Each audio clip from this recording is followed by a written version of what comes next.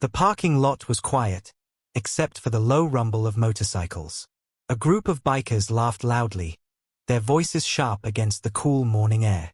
75-year-old Jack Turner was just walking to his truck, slow but steady, a limp in his right leg that never quite healed since Vietnam. He didn't see it coming.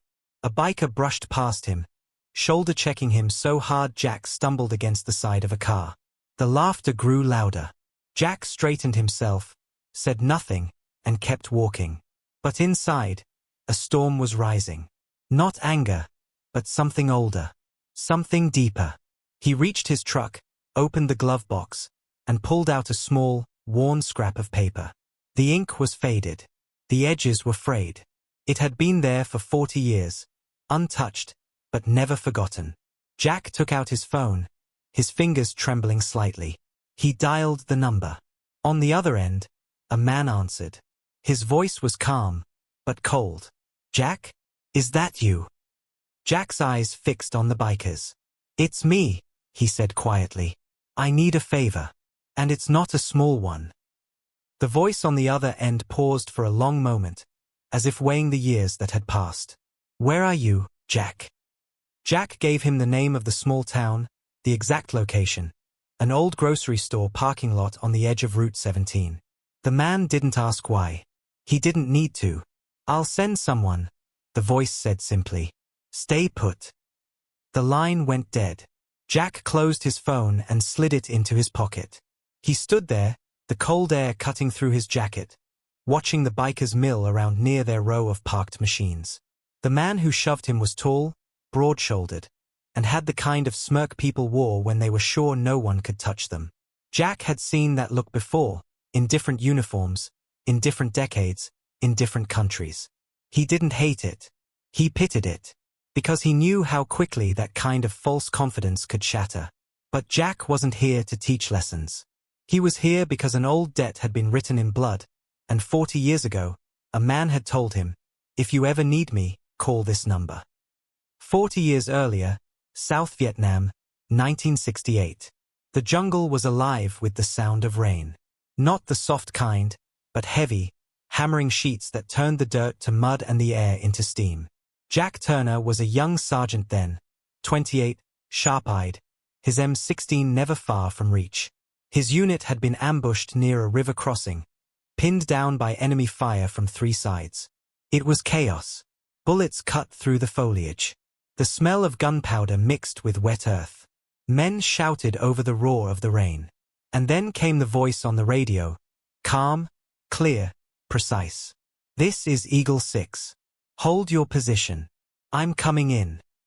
Eagle 6 wasn't from Jack's unit. He was part of a small, elite recon team operating deep behind enemy lines. They were the ghosts you never saw coming, until you needed them most. Minutes later, Jack saw him. Tall, lean, with eyes that didn't miss a thing. His name was Captain Michael Rains. With 2 men at his side, Rains slipped into their perimeter like the rain itself, laying down precise, deadly fire. Within minutes, the pressure on Jack's squad broke. But it wasn't over. As they pulled back, a burst of enemy fire caught Jack in the leg, dropping him into the mud. Rains didn't hesitate. He lifted Jack, fireman's carry, and ran through gunfire until they reached the extraction point. When they were finally safe, Jack tried to thank him. Rains just handed him a scrap of paper. "If you ever need me," he said, his voice steady despite the chaos still raging in the distance, "call this number. No questions. No hesitation." Back in the parking lot, 2025, Jack's hand brushed that same scrap of paper in his pocket. He hadn't seen Rains since that day. Never called. Never needed to. Until now. The bikers were laughing again. One of them pointed at Jack, saying something Jack couldn't quite hear. He ignored them. Instead, his eyes scanned the street, looking for any sign. And then he saw it. Not the roar of Harleys, but a deep, disciplined engine note. The kind you heard from tactical vehicles, not weekend joyrides. A dark SUV rolled into the lot, windows tinted, moving with deliberate slowness. It pulled up right beside Jack's truck, and the driver's door opened. Out stepped a man in his 60s. Broad frame, steel gray hair cropped short, wearing a plain black jacket. His eyes were sharp, the kind that read a situation in one glance. "Jack," he said, his voice carrying the weight of decades. "You look exactly the same." Jack allowed himself a small smile. "And you look like you could still carry me out of a jungle." Rains didn't return the smile. His gaze flicked toward the bikers. "Which one?" Jack's answer was simple. "The big one. Leather vest. Thinks he's invincible." Rains gave a short nod, then turned back toward the SUV. From the passenger side, two men stepped out, younger, but with the same posture, the same watchful eyes. Not military uniforms, but everything about them said trained. The bikers noticed now.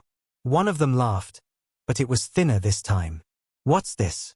Grandpa calling his nursing home buddies?" Jack didn't answer. Neither did Rains. Instead, Rains walked straight toward them. Calm. Controlled. Like he'd done this 1,000 times. And maybe he had. The man who shoved Jack stepped forward. "You got a problem, old man?" Rains stopped a few feet away. "No problem. Just a question." The biker raised an eyebrow. "Yeah? What's that?" Rains' voice didn't change. "Do you want to walk away from this, or do you want me to decide how it ends?" For a moment, the parking lot went still. Jack could feel the shift, the moment bravado starts to crack. The biker's eyes darted to the two men flanking Rains. No one was smiling now. Jack didn't know yet exactly what would happen next. All he knew was this. 40 years ago, he'd been pulled out of a killing field by a man who didn't hesitate when it mattered most. And now, in a grocery store parking lot, that same man was standing between him and a threat, again. Some debts aren't written in money. They're written in loyalty, in shared fire, in the unspoken bond between real war heroes. And when those debts get called in, you show up. No matter the year. No matter the place. The leader of the bikers, the one who had shoved Jack, shifted his stance. He was tall, his leather vest heavy with patches and insignias Jack didn't recognize. But Jack noticed something others might not. The way his right hand kept brushing against the chain hanging from his belt. Like a man feeling for a weapon he wasn't sure he'd need. The other bikers began to circle subtly, forming a half-ring around Rains and his two men. Jack didn't like it. These weren't just random road warriors out for a Saturday ride. Their movements were too deliberate, too coordinated. "Didn't think you'd bring backup, old man," the leader said, his grin returning. Rains took a slow step forward. His voice was calm, but his words were sharp. "You shoved the wrong man. And you're about to find out why that's a mistake." The laughter came again, but softer now, a nervous chorus hiding uncertainty. One of the younger bikers spat on the ground and muttered, "You've got no idea who you're talking to." Rain's eyes didn't move from the leader. "No," he said evenly, "you've got no idea who you just put your hands on."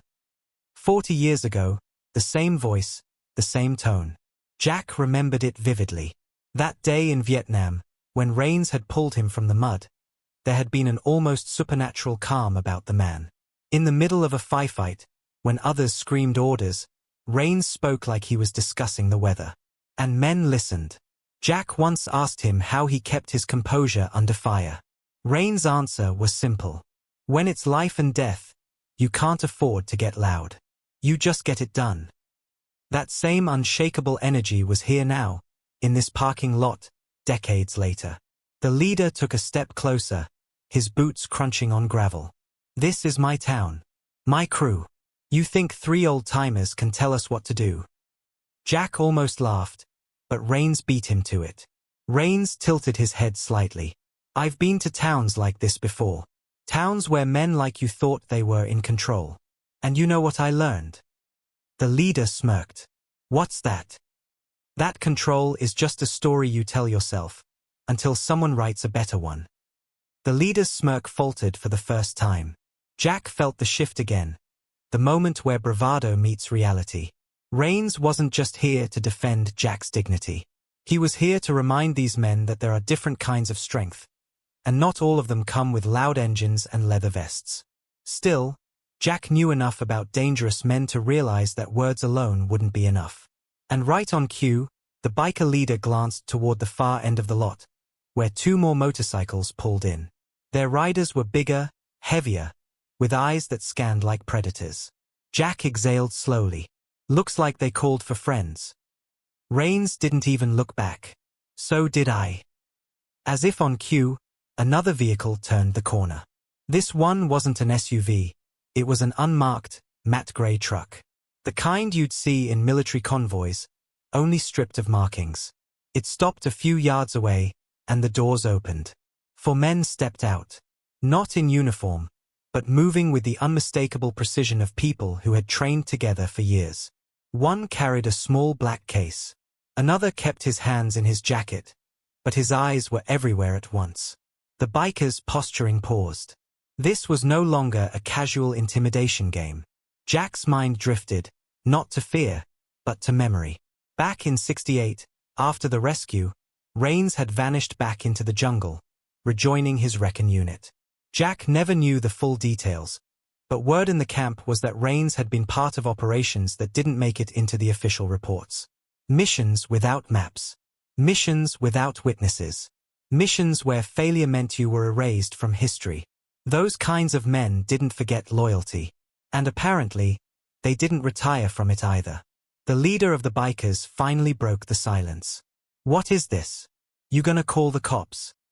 Rains shook his head. "Cops are for laws. This is about respect." One of the younger bikers scoffed. "Respect? You're in the wrong place to be preaching that." Rains took another step forward, close enough now that the leader had to look up slightly to meet his gaze. "You think respect is about who's louder, or who's got the bigger group. But I've seen real respect. I've seen it on battlefields, in the eyes of men who take a bullet for someone they met a week ago. Respect is earned when you protect, not when you push. And you? You just pushed a man who earned his a long time ago." The leader's eyes flickered toward Jack, really looking at him for the first time. The limp, the steady gaze, the quiet way he stood his ground. Something shifted there. Not much, but enough for Jack to see it. Then came the sound. A deep, throaty growl, not from a motorcycle, but from somewhere far heavier. Down the road, headlights appeared. A long, dark vehicle approached slowly, tires crunching over gravel. Jack recognized the silhouette instantly. It was a military transport, the kind you'd see on overseas deployments, only painted civilian black. When it stopped, the back door swung open. Out stepped a man in full dress uniform, navy, by the look of it. The ribbons on his chest caught the light, and the air in the parking lot changed.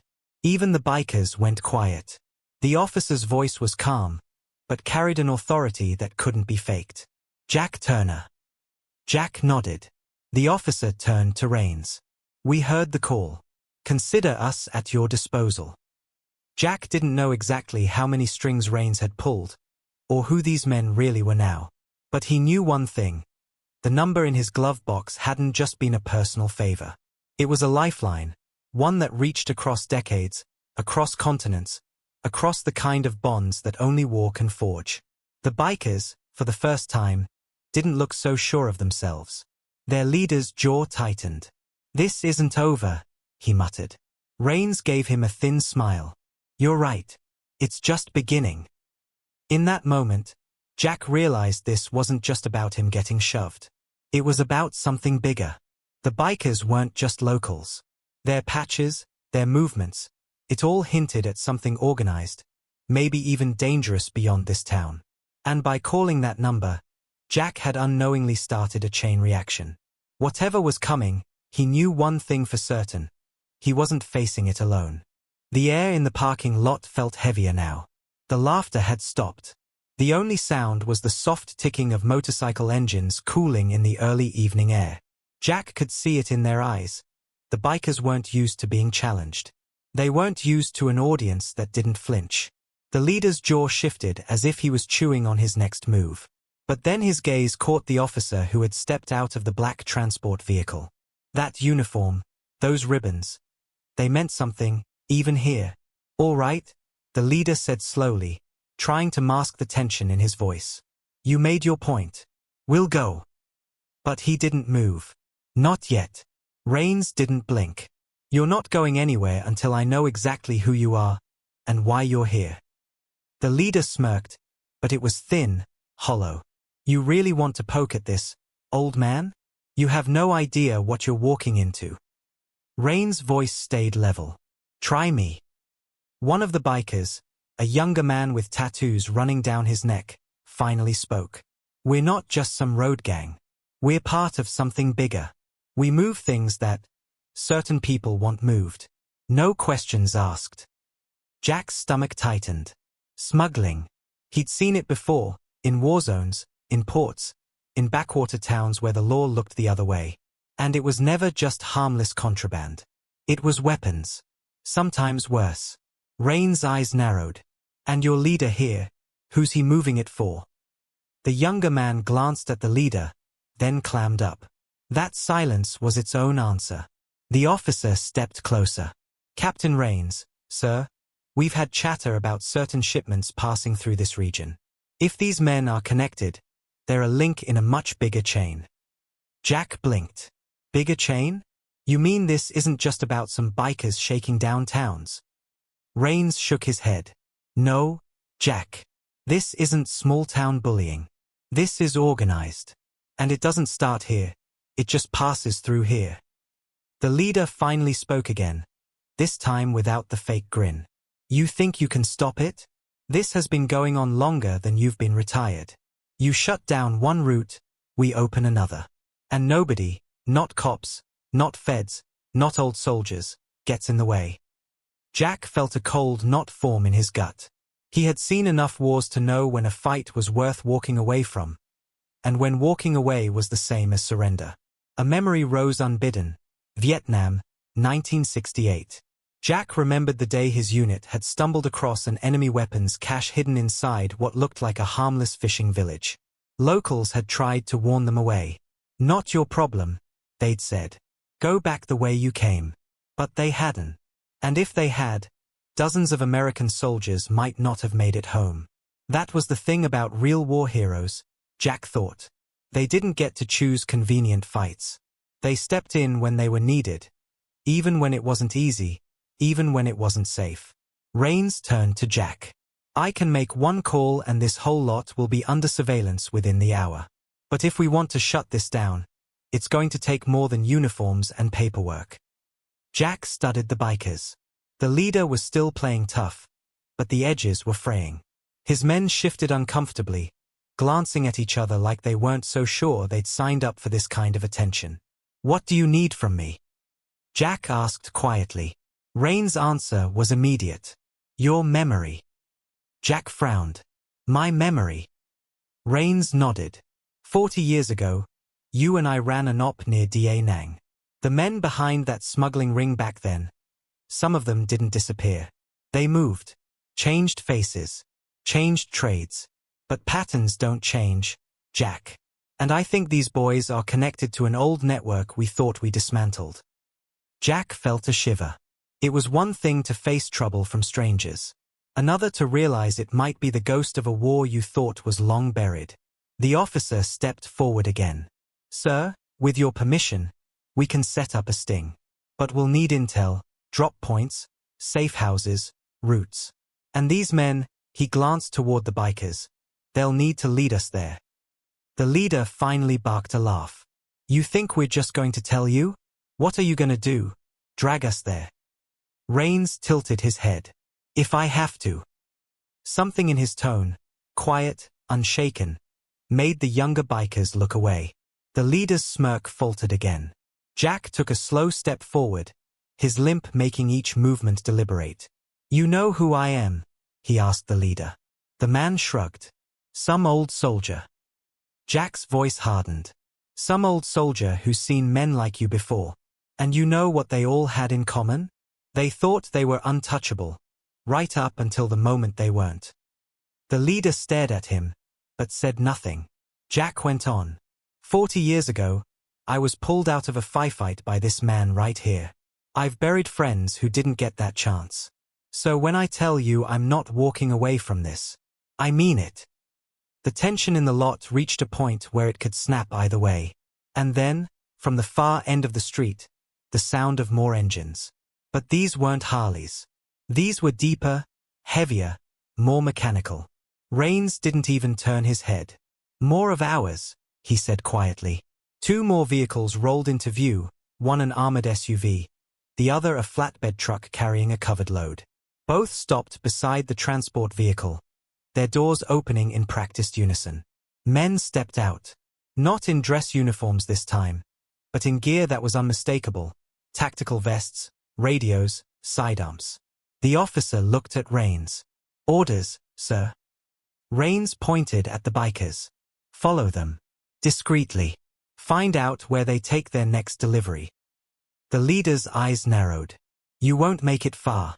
You don't know who's waiting on the other end. Rains met his gaze. Neither do they. The bikers exchanged uneasy glances. It was one thing to deal with local law enforcement, another to have an organized, military-trained team tailing your every move. The leader finally spat on the ground. Fine. You want to follow? Try to keep up. He signaled his men, and one by one, the bikers mounted their motorcycles. As they roared away, Rains turned to Jack. You don't have to come for the next part. Jack shook his head. If this is tied to something we started back in Vietnam, then I do. In the fading light, Jack realized something. This wasn't just about repaying an old debt anymore. This was about finishing a fight that had started in a jungle half a world away. And he wasn't about to let someone else write the ending. The convoy moved quietly, shadows slipping across the rural backroads. Rains sat in the lead vehicle, eyes fixed on the road ahead, while Jack rode beside him. The low hum of the engine filled the silence between them. You sure about this, Jack? Rains asked, voice low. Jack gave a small, tired smile. I was sure the moment I called that number. Behind them, the other vehicles followed at staggered intervals. Their lights were dimmed, their drivers calm but alert. The bikers, unaware of the full weight on their tail, sped ahead toward the tree line. The farther they drove, the fewer streetlights there were. Soon they were swallowed by darkness, the kind Jack remembered from nights in Vietnam, the kind where your ears became your eyes. After 30 minutes, the bikers slowed and turned down a dirt road. Jack leaned forward. This isn't just a meet-up spot. They're going deep. Rains nodded. Means they've got something to hide. The dirt road wound into the woods, ending at a clearing. There, under the dim glow of portable worklights, was a flatbed truck being loaded with heavy crates. Jack's pulse quickened. Even from here, he recognized the stenciled markings on the sides, the same style he'd seen on military hardware decades ago. This wasn't just random contraband. It was weapons. Lots of them. Rains spoke into his radio. All units, hold perimeter until I give the word. They watched as the bikers greeted two men in civilian clothes. The conversation was short. One man handed over an envelope thick enough to be payment. The other gestured toward the crates. Jack squinted. Something about the older civilian's face scratched at the edge of his memory. Then it hit him. Rains. I've seen that man before. Da Nang, 1968. He was in the village the day we found the cash. Rains' head turned sharply. You're sure? Jack's voice was steady. Positive. He was younger then, but it's him. That changed everything. This wasn't a new enemy. It was an old one wearing a different face. Rains' expression hardened. All right. We end it tonight.